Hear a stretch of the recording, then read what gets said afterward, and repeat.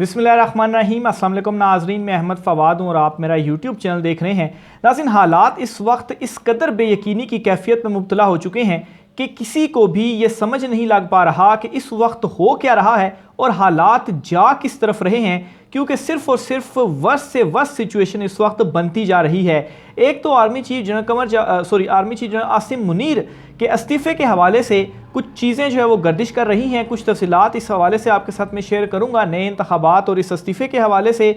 दूसरे नंबर पर नाजरीन, मौलाना फजल रहमान का जो धरने का ऐलान था, इस धरने के तहत जो जत्थे उन्होंने तैयार किए हैं सुप्रीम कोर्ट ऑफ पाकिस्तान पर हमले के लिए, उन्होंने इस्लामाबाद का रुख कर लिया है। लेकिन वो कहते हैं कि जब जो बादशाह है वो खुद तलवार लेकर मैदान में निकल पड़े तो इसका मतलब ये है कि वो लड़ाई हार चुका है, सिर्फ और सिर्फ ऐलान होना बाकी है। और इस वक्त मौजूदा जो PDM हुकूमत है, मौलाना फजल रहमान की भी हालत यही है और यही वो एक आखिरी ऑप्शन था जिस ऑप्शन को इस्तेमाल करते हुए वो डराया करते थे। लेकिन अब तो वो खुद हुकूमत में हैं, अब ये डरावा वो किसको देना चाह रहे हैं और सुप्रीम कोर्ट ऑफ पाकिस्तान पर ये जो धरना या धावा बोलने जा रहे हैं, ये भी उनके ऊपर उल्टा पड़ेगा जैसा उल्टा इमरान खान साहब की जो गिरफ्तारी थी वो इनको पड़ी थी। इस पर भी कुछ तफसीलात आपके साथ में शेयर करूंगा। और आखिर में नाजरीन, इमरान खान साहब, आर्मी चीफ और शहबाज शरीफ, इन तीनों से बड़ा एक अहम राबता हुआ है और राबते के बाद मुलाकात के हवाले से भी एक बड़ी खबर सामने आई है। ये मामला क्या है, ये मुलाकात और राब्ते में क्या चीज़ें हुई हैं, इस पर भी कुछ तफसीलात आपके सामने रखूँगा। सबसे पहले तो नाज़रीन आगाज़ में करता हूँ कि सुप्रीम कोर्ट ऑफ पाकिस्तान में बड़ा एक अहम इजलास हुआ था जिसमें सिक्योरिटी इंतज़ामात के हवाले से जो तफसीलात थी वो मांगी गई थी। लेकिन कोई भी पुलिस अफसर जो कि ज़िम्मेदार होता है सुप्रीम कोर्ट और इसके इर्द गिर्द या इस्लामाबाद की सिक्योरिटी के लिए, वो उस इजलास में शरीक नहीं हुआ।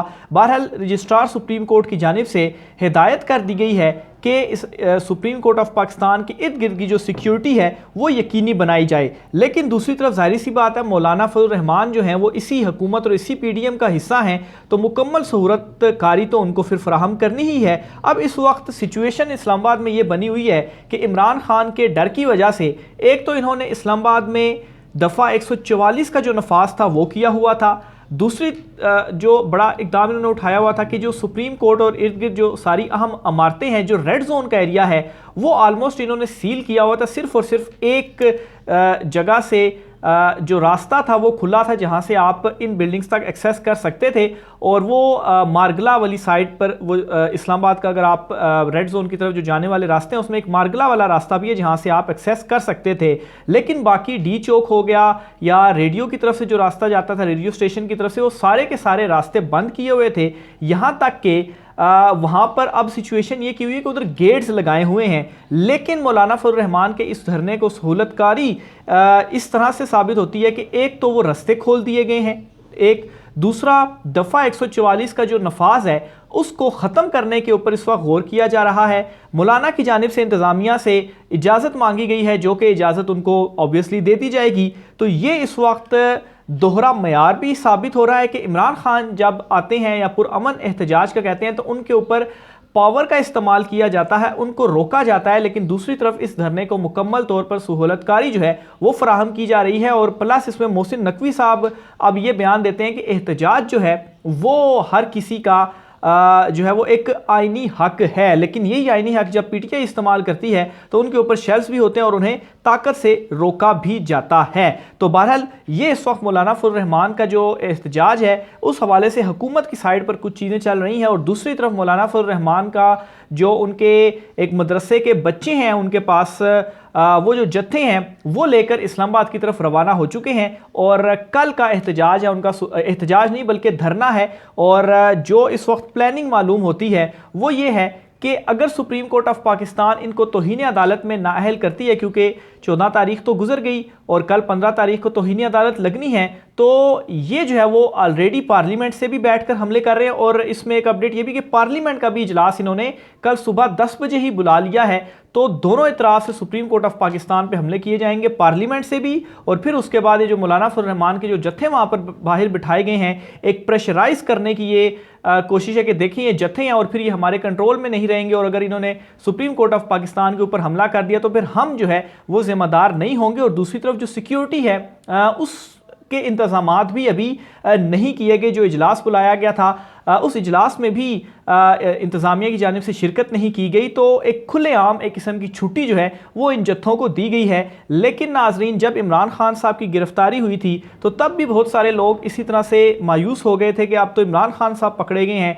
लेकिन उसके बाद आपने देखा कि हालात का जो पासा था वो किस तरह से पलटा, और ये जो मौलाना फजल रहमान की एक आखिरी ख्वाहिश है, जो एक हवा सा उनका बना हुआ है, आप देखेंगे कि ये भी ना सिर्फ नाकाम होगा बल्कि उल्टा उन्हीं के ऊपर ही जो है वो ये उल्टा पड़ेगा। और प्लस मरियम नवाज जो है वो भी चूंकि इसको सपोर्ट कर रही हैं, कल वो भी इसमें जो है वो शरीक होंगी। इस्लामाबाद इस वक्त पहुंच चुकी हैं। मरियम नवाज के हवाले से भी आपको बताता चलूं कि वो भी इस्लामाबाद पहुंच चुकी हैं और मौलाना फजल रहमान का ये जो धरना है इसमें वो शिरकत करेंगी। और आप देखेंगे इनका जो मुतालबा है वो क्या है। मुतालबा ये कर रहे हैं कि जब तक चीफ जस्टिस इस्तीफ़ा नहीं देंगे तब तक वो इस धरने को ख़त्म नहीं करेंगे। तो बहरहाल ये तमाम सहूलतकारी और तमाम चीज़ों के बावजूद मौलाना फजल रहमान को भी आप देखेंगे कि उनका भी ये जो धरना है वो नाकाम ही होगा। आगे चलकर नाजरीन, आर्मी चीफ के इस्तीफे और नए इलेक्शंस के हवाले से भी आपको कुछ तफसीलात शेयर करता चलूँ।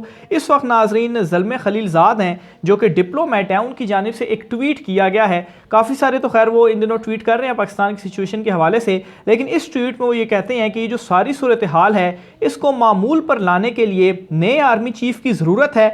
आसिम मुनीर से मुतालबा है कि वो इस्तीफ़ा दें। और मज़ीद वो कहते हैं जी कि नए आर्मी चीफ आएँ और नए जो इलेक्शंस हैं वो करवाएं। अब नाजरीन, इस सारे सिनेरियो के अंदर एक चीज़ तो बहुत ज़्यादा वाज़ेह है कि पाकिस्तान तहरीक इंसाफ चूँकि इसको कंडेम भी कर चुकी है और वो कह भी चुकी है कि हम फ़ौज मुखालिफ नहीं हैं। ये जो है जो इस वक्त सूरत हाल सामने आई है, ख़ास तौर पर इमरान खान साहब को गिरफ्तार करने के बाद, तो एक तासुर या एक बयानिया बनाने की कोशिश की गई है कि शायद पाकिस्तान तहरीक इंसाफ बिल्कुल फ़ौज मुखालिफ है और इनको जो लड़ाने की कोशिश है वो की गई है। और इसमें ये भी तासुर क्रिएट करने की कोशिश की गई है कि आर्मी चीफ जो हैं उनको इमरान खान साहब डी नोटिफाई कर देंगे अगर वो इक़्तिदार में आए। और इसी वजह से इमरान खान साहब ने इस चीज़ को फिर से क्लियर किया था कि ऐसा इक़दाम वो नहीं करने जा रहे। तो इस वजह से ये वाला जो मामला है, इस मामले के ऊपर जो भी कोई प्रोपेगेंडा या जो भी बयानियाँ बनाने की कोशिश की जा रही है, एक चीज़ आपने अपने जहनों में रखनी है कि इमरान खान साहब इस चीज़ को ऑलरेडी क्लियर कर चुके हैं।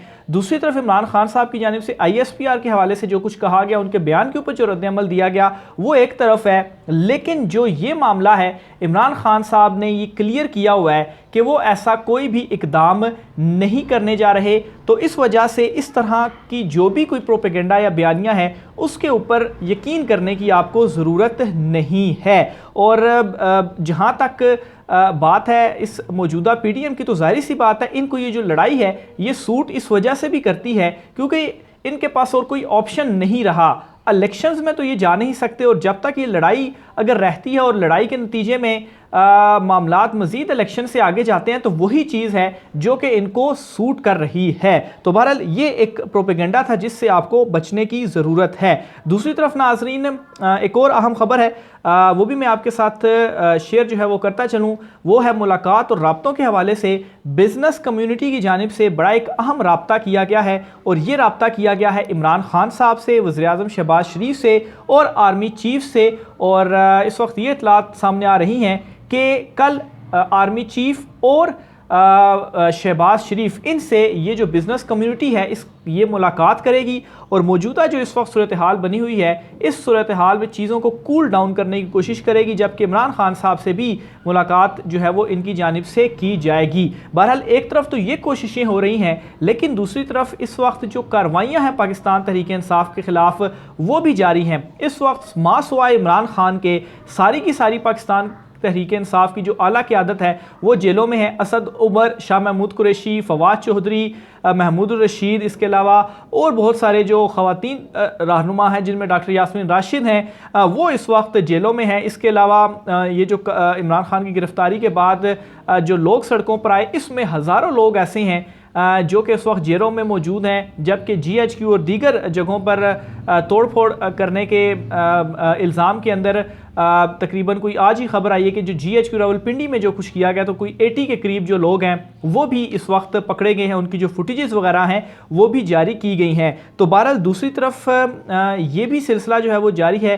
चलें, जो मुजाहिरीन हैं उनको भी आपने गिरफ्तार किया, लेकिन पाकिस्तान तहरीक इंसाफ की जो लीडरशिप है वो भी इस वक्त गिरफ्तार है। जो हुक्म एक आया था लाहौर हाई कोर्ट का, जिसके तहत यास्मीन राशिद समेत कुछ ख़वातीन जो कारकुनान थी उनको रिहा करने का कहा गया था, लेकिन रिहाई के बाद उनके ऊपर फिर से गिरफ्तारी जो है वो डाल दी गई। तो ये जो मुकदमात हैं दूसरी तरफ ये भी चल रहे हैं। तो मेरे ख्याल से इस वक्त जो हालात हैं वो एक तरफ तो पाकिस्तान तहरीक इंसाफ से रब्ता भी ठीक है, बिजनेस कम्युनिटी कर रही है, दूसरी तरफ भी रब्ता कर रही है, लेकिन जो हालात हैं वो ख़राबी की तरफ इस वक्त जा रहे हैं। तो बहरहाल देखें इसमें मज़ीद आगे क्या होता है, ये जो रब्ता है ये रब्ते का क्या नतीजा निकलता है। और कल का दिन बहुत ज़्यादा इंपॉर्टेंट होने जा रहा है, क्योंकि कल का दिन मज़ीद आगे ये डायरेक्शन सेट करेगा कि हालात किस तरफ जा रहे हैं। क्योंकि एक तो कल सुप्रीम कोर्ट में भी प्रोसीडिंग है, कौमी असम्बली का भी इजलास है, और इमरान खान साहब ने भी कल लाहौर हाई कोर्ट में 10 बजे पेश होना है। राय का सर कीजिएगा। आज की व्लॉग से मुझे इजाज़त दीजिए। अल्लाह हाफिज़।